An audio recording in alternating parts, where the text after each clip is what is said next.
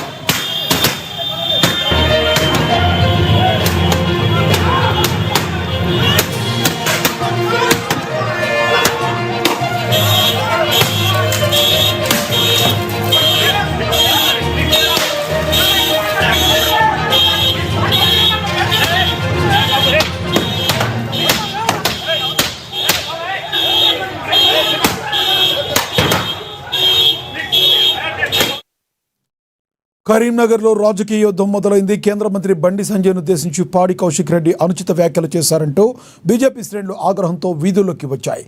పెద్ద ఎత్తున తరలివచ్చిన బీజేపీ కార్యకర్తలు MLA Gangula Kamalakar camp office ముట్టడికి ప్రయత్నించారు. ఈ క్రమంలో అక్కడ ఉన్న బీఆర్ఎస్ నేత పాడి కౌశిక్ రెడ్డి కారుపై బీజేపీ కార్యకర్తలు రాళ్లతో దాడి చేశారు. ఈ దాడిలో కౌశిక్ రెడ్డి కారు అద్దాలు పూర్తిగా ధ్వంసమైపోయాయి. బండి సంజయ్పై చేసిన వ్యాఖ్యలను వెనక్కి తీసుకోవాలని, క్షమాపణ చెప్పాలని డిమాండ్ చేస్తూ బీజేపీ కార్యకర్తలు పెద్ద ఎత్తున నినాదాలు చేశారు. క్యాంప్ ఆఫీస్ వద్దకు భారీగా చేరుకున్న కార్యకర్తలను అడ్డుకోవడానికి పోలీసులు తీవ్రంగా ప్రయత్నించారు. పరిస్థితి అదుపు తప్పుతూ ఉండడంతో పోలీసులు బీజేపీ శ్రేణులపై లాఠీ చార్జ్ చేసి వారిని చెదరగొట్టారు. ప్రస్తుతం గంగుల కమలాకర్ క్యాంప్ ఆఫీస్ వద్ద భారీగా పోలీస్ బలగాలు మోహరించాయి.